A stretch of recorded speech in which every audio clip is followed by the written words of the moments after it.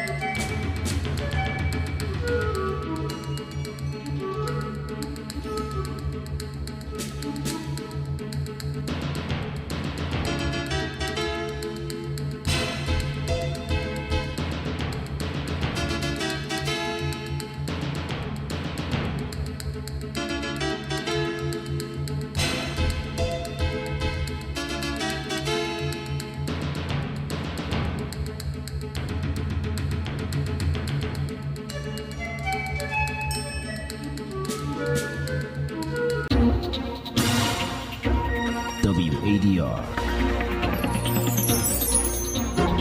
Promoting dialogue. It's 6 p.m. in Dakar. Good evening and welcome to Newslink here on West Africa Democracy Radio, broadcasting on 94.9 FM and around the world on wadr.org. Coming up in the news, the military in Guinea-Bissau overthrows incumbent Embalo in a power grab on Wednesday. The High Military Command reacts to the discovery of a plan in progress of destabilization of our country set up with the participation of the well-known Baron de Joke. Meanwhile, an expert reacts to conditions for the military takeover in Bissau, marked by a controversial electoral season. I think the instability comes from the fact that there are extremely weak institutions in the country that cannot govern properly. Gunmen abduct 11 residents in fresh attack on Nigeria's Kwara state. And in Liberia, concerns arise over transparency and citizens' welfare in $1.2 billion draft national budget. Please stay tuned for details of these stories and more. West Africa Democracy Radio. It's you speaking. My name is Sankula Janko, welcoming you to this evening broadcast. Well, many thanks for joining this edition of Newslink, which begins with the latest development in Guinea-Bissau, where a coup has taken place. In a televised address by the Guinea-Bissau Armed Forces High Command, incumbent President Umaru Sissoco Embalo has been overthrown, suspended all government activities, and closed the land and air borders, as well as imposed a 9 a.m. to 6 p.m. curfew. While the whereabouts of Sissoco Embalo is unknown, the security situation is tense following the arrest of several army officers and ministers under the deposed head of state. The incident began with reports of gunshot first heard at the Electoral Commission, where result collation was ongoing ahead of Thursday's provisional results declaration. Announcing the military takeover, Army Chief Dennis Khangha stated that the electoral process has been cancelled until further notice. Established by the High Chiefs of various branches of the Armed Forces, the High Military Command for the Restoration of National Security and Public Order has just assumed the powers of the State of the Republic of Guinea-Bissau, deeply committed to the values of national security, civil space, of the defense of the territorial integrity and independence of Guinea-Bissau. The High Military Command for the Restoration of National Security and Public Order reacts to the discovery of a plan in progress of destabilization of our country, for the operationalization of which a joint operational scheme of some national politicians was set up with the participation of the well-known Baron de Joke, foreign nationals, as well as an attempt to manipulate election results. The implementation of this plan was discovered by the State Information Service or War Armament Depot. Thus, until the whole situation is conveniently clarified and the conditions for full return to constitutional normality are met. The High Military Command for the Restoration of National Security and Public Order decide to immediately depose the President of the Republic, suspend new orders, activities of all social communication, organizations, immediately suspend the electoral process in the course of time, close the land border, sea border, and national airspace, and imposes a 9 a.m. to 6 p.m. curfew until further notice. Thank you very much.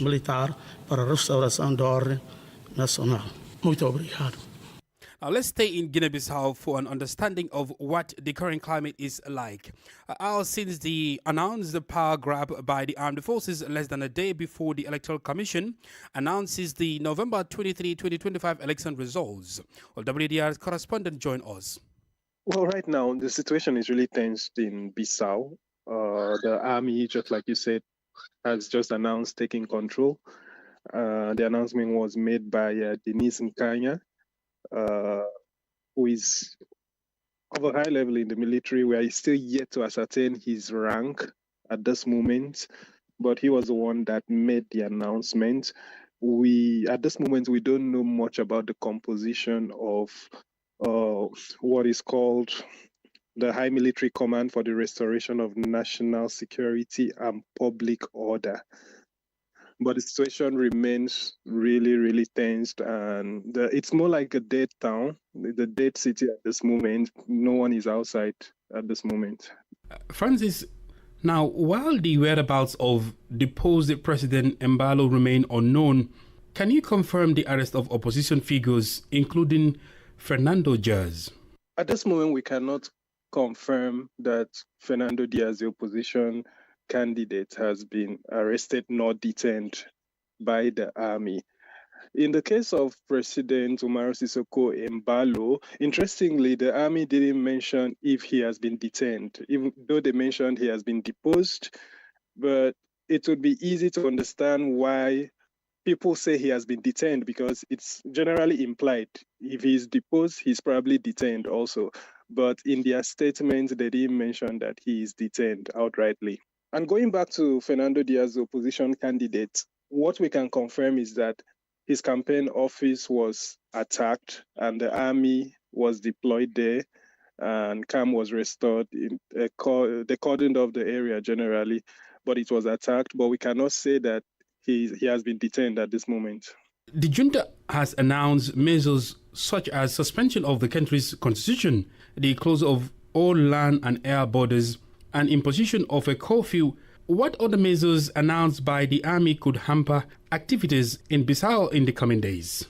I think it is all that you've mentioned that have actually been announced, and those are the things that have the ability to hamper what we will call constitutional order in a normal society, right? But at the same time, we are in abnormal times now because the constitution has been suspended. And once the constitution is suspended, it opens the gates to all sorts of things like this. Many thanks, Francis Boniface, speaking to us in Bissau. Now, Guinea-Bissau, a coup-prone country today, recorded its 15th military power grab in its history since gaining independence from Portugal in 1975. This count excludes attempted coup attempts in Bissau. Several factors have been blamed for the continued trend of coups in the island country, including institutional weaknesses worsened by Umaru Sissoco Embalo's leadership style, among others.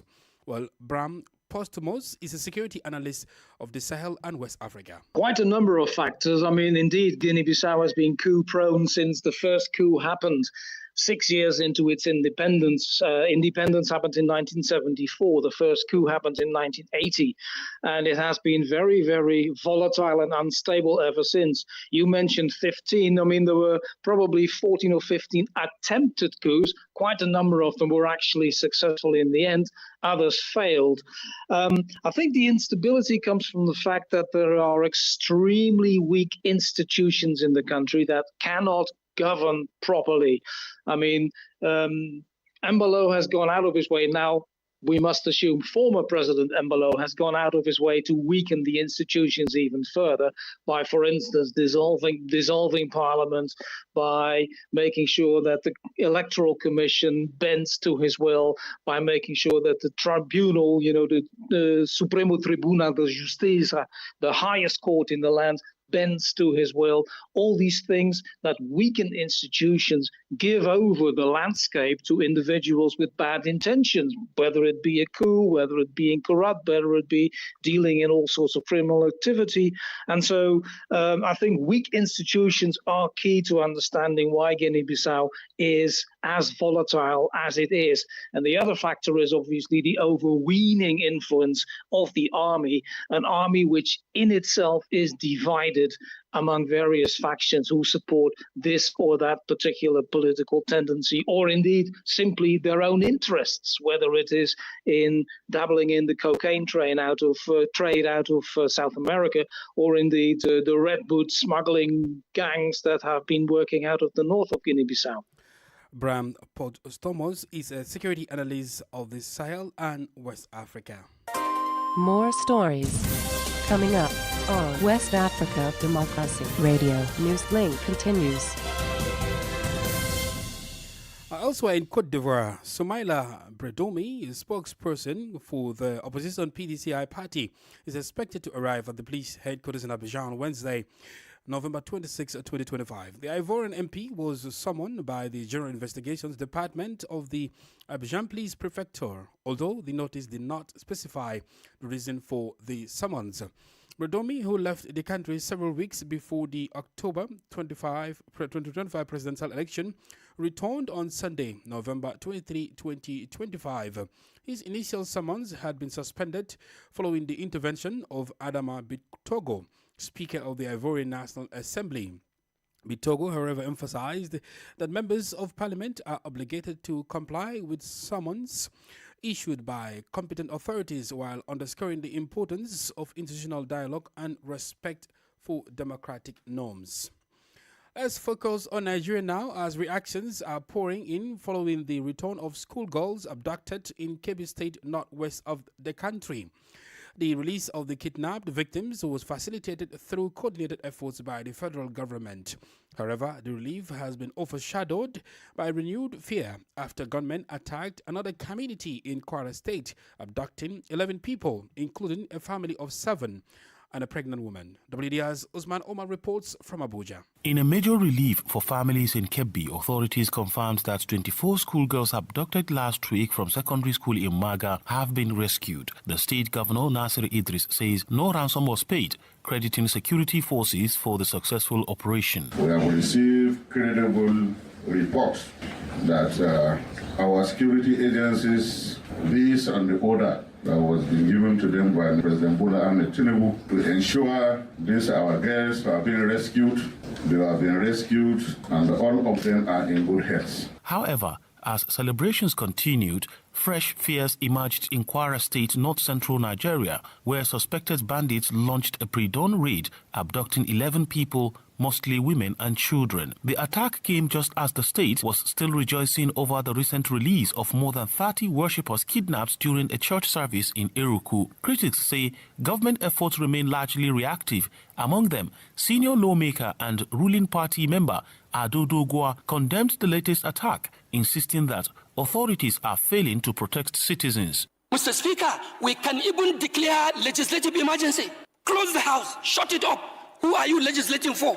What laws are you making when the country is running in blood and tears? The farmers cannot go to farm. Our traders cannot go to market. Worshippers cannot go to mosque, cannot go to churches. If the government is not prepared to actually do the right thing that will protect the lives and property of our people, I urge on this honorable house, as a house of the people of Nigeria, to stand up to pay the supreme cost. And that is no more than to shut this house down. Meanwhile, these incidents follow the return of Nigerian delegation from the United States, led by the National Security Advisor Nuhu Ribadu. The team, while in Washington, engaged American officials in response to U.S. President Donald Trump's recent claims of a Christian genocide in Nigeria and secured assurances of continued U.S. support for Nigeria's ongoing security operations. For Newslink on West Africa Democracy Radio, Usman Omar reporting from Abuja.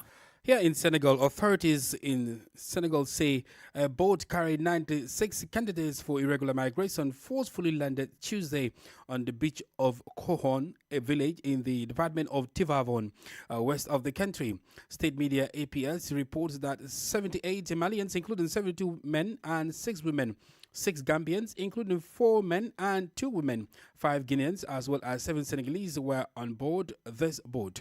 The boat left Dakar in Gambia on Friday, November 21 at around 2 a.m. and landed off Koho in a commune of Daru Khudus. Alerted by residents, the members of the Mbour Gendarmerie Brigade quickly went to the scene. The rescued individuals were taken to the Territorial Gendarmerie Brigade in Mbour, where they were being cared for and subjected to required hearings. An investigation is underway to identify the possible organizers of this irregular crossing. Away from Senegal, the Gambian government has concluded a high-level roundtable aimed at reviewing the living conditions and livelihood opportunities of refugees in the country. Held on Tuesday, the roundtable was organized by the Gambia Food and Nutrition Association in collaboration with the National Commission for Refugees and the UN Refugee Agency. The forum brought together government officials, development partners, and humanitarian actors to examine the findings of a recently completed socio-economic and livelihood assessment. WDR's Banjul correspondent Sangdonal Mendy reports. This study highlights persistent gaps in access to basic services and the challenges many refugees face as they try to rebuild their lives within host communities. Addressing the forum, Interior Minister Abdoulaye Sanyang reaffirmed the government's commitment to improving the well-being of refugees and strengthening the system that support them. The government of the Gambia, as a signatory of the 1951 Convention on Refugees, stands ready to work hand in hand with all partners to ensure that every refugee in this country live in dignity. In his remarks, Omar Kamara, Deputy Commissioner of the Gambia Commission for Refugees, urged institutions and partners to move beyond discussion and take concrete steps to improve livelihood. Let us ensure that our policies, our partnership translate into real improvement in the lives of refugees and community that welcome them. Meanwhile, Martin Kaberuka, representing the UNHCR's multi-country office in Senegal, said the findings underscore the urgency of transforming commitments into tangible results. I wish to reaffirm our collective commitment to the principle of solidarity, inclusion, and shared responsibility. Because refugees are not merely recipients of aid, they are agents of change, contributors to development, and they are partners in peace. The Gambia hosts a relatively small but diverse refugee population. As of 2024, an estimated 4,200 refugees from 21 countries reside in the country, most of them in urban areas. Officials know that while progress has been made, significant gaps remain in sustaining collaboration to ensure refugees, asylum seekers, and stateless persons can live with dignity and gain access to better opportunities. For Newslink on West Africa Democracy Radio, I am Sangdonal Mendy, reporting from Banjul. You're listening to Newslink on West Africa Democracy Radio, broadcasting from Dakar, Senegal. Here is a reminder of our top stories. The military in Guinea-Bissau overthrows incumbent Embalo in a power grab on Wednesday. Meanwhile, an expert reacts to conditions for the military takeover in Bissau marked by a controversial electoral season. Gunmen abduct 11 residents in fresh attack on Nigeria's Kwara state. Still ahead in the news, in Liberia, concerns arise over transparency and citizens' welfare in $1.2 billion draft national budget. We also have a guest interview and sports news. Please stay with us. Fresh and breaking news all the time. Hear it first as the news breaks, only on West Africa Democracy Radio. Newslink continues. As Liberia's legislature debates the proposed $1.2 billion national budget, a growing number of opposition leaders and civil society organizations are raising concerns about its transparency and potential impact on ordinary citizens. The budget, which is the largest in Liberia's history, surpassing previous budgets, is now a focal point for public scrutiny and political debate.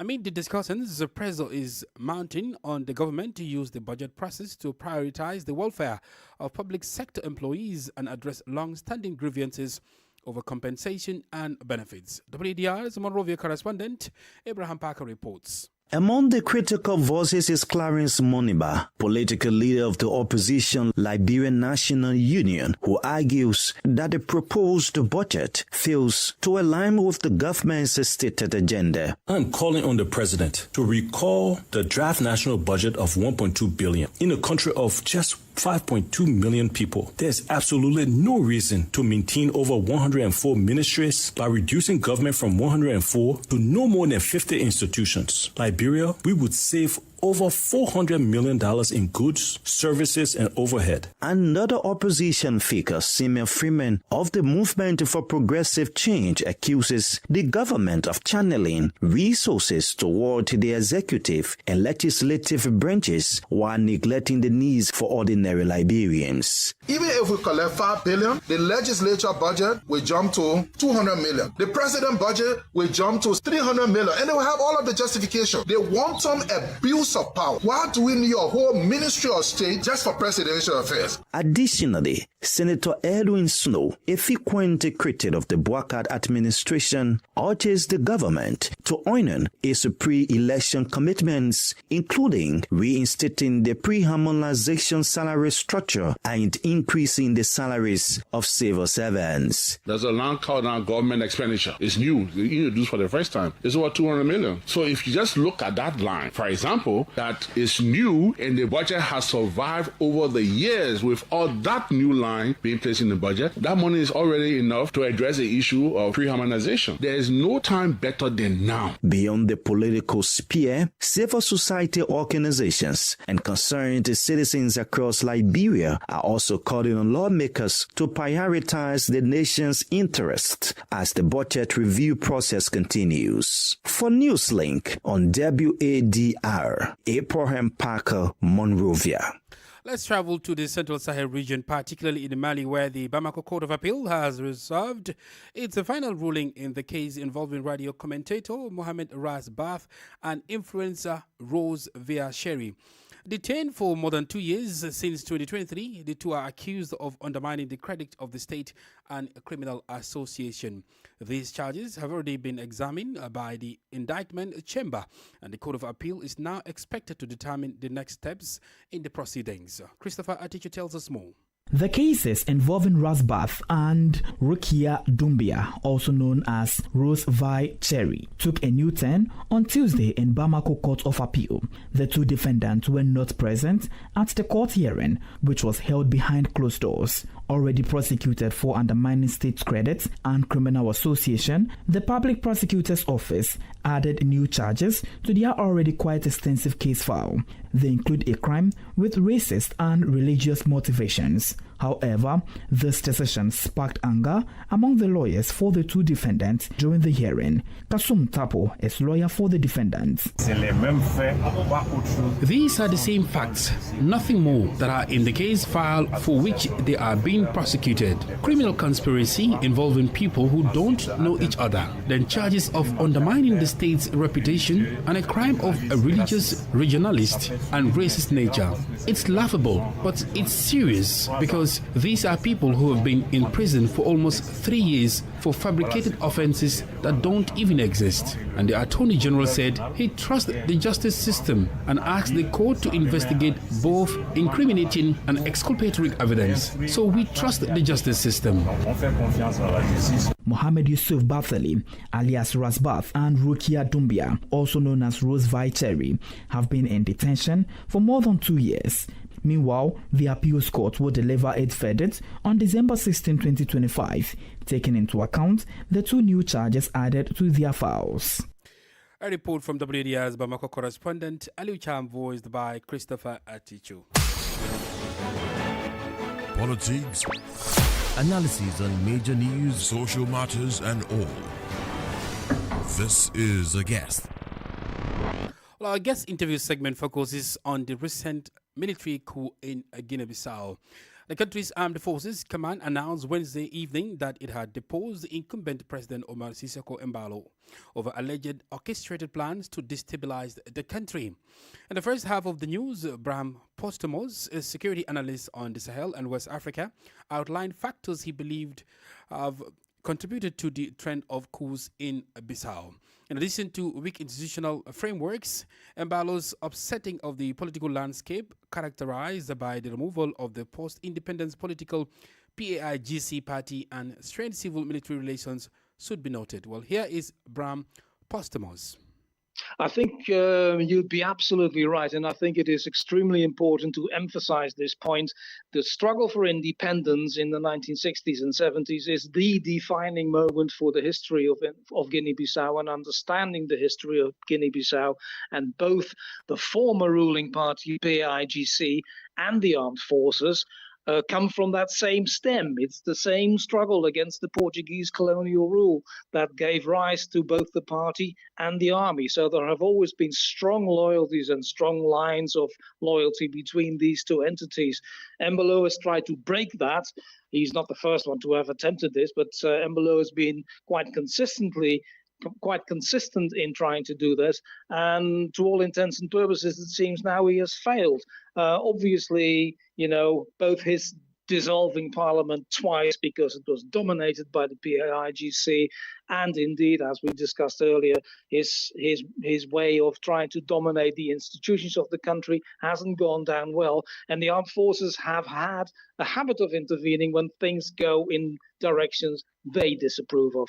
Well, what do you make of the justification or reason provided by the Guinea-Bissau Armed Forces High Command for the coup that occurred today? It looks like the army was simply fed up with Embalo's antics, or at least the faction that's taken over was fed up with Embalo's antics, and the fact that he has very, very well, first of all, he's been trying to rig the elections on several occasions. Second, he has ruled beyond his actual expiration date, if you like, because you remember he crowned himself president in February 5 years ago. So he was, to all intents and purposes, illegally in power for at least 9 months. So I think all that, and quite clearly the fact that he wanted to make sure that the independent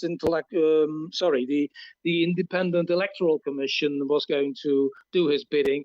All these things add up, and I think just simply the people who've now taken power, the higher ranking officers of the Guinea-Bissau army who took over now, have simply said, "We've had enough. We don't want you anymore. Get out." Well, that is Bram Postomos there.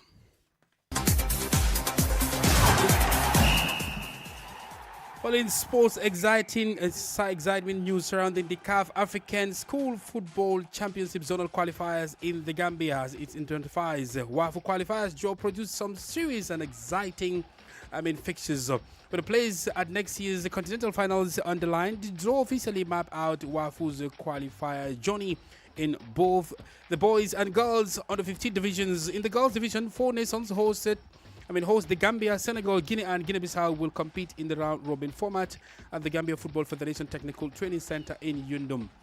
The boys in the girls category, the Gambia official Guinea-Bissau and Mauritania, while Group B brings together Senegal and Guinea and as well as Liberia. Well, in some other news, UEFA Champions League this evening, Real Madrid will take on Olympiacos. The match to watch, of course, is Arsenal taking on Bayern Munich. Atletico will take on Inter Milan. Meanwhile, Liverpool will welcome PSV Eindhoven, and Paris Saint-Germain, the reigning UEFA Champions League champions, will take on Tottenham Hotspur. We've come to the end of this edition of Newslink on West Africa Democracy Radio, broadcasting from Dakar, Senegal. Thank you for listening, and many thanks to Fali Lusso and Mustafa Sek for the technical assistance. Do interact with us via our social media platforms, X and Instagram at WADR English, on Facebook, WADR English Service, and stream live at wadr.org. I am Sankule Janko. Good evening. And many thanks to you for listening to Newslink via Hot 104.3 FM, Newmi FM 94.0, Hilltop Radio 104.7 FM, and Veritas Radio 102.9 in Banjul, the Gambia. We also appreciate our listeners in Liberia via Alternative Youth Radio 98.9 FM, Lofa County. Radio Kagama 94.5 FM, Nibe County, DCN Radio 91.3 FM, Riverside County, Wakat FM Radio, Banga, Liberia, Radio Baf FM 91.3 Sierra Leone in Nigeria, and Love 104.5 FM, Abuja. For you listening via Radio Pad 95.1 Damango, Savannah region, and on Royals FM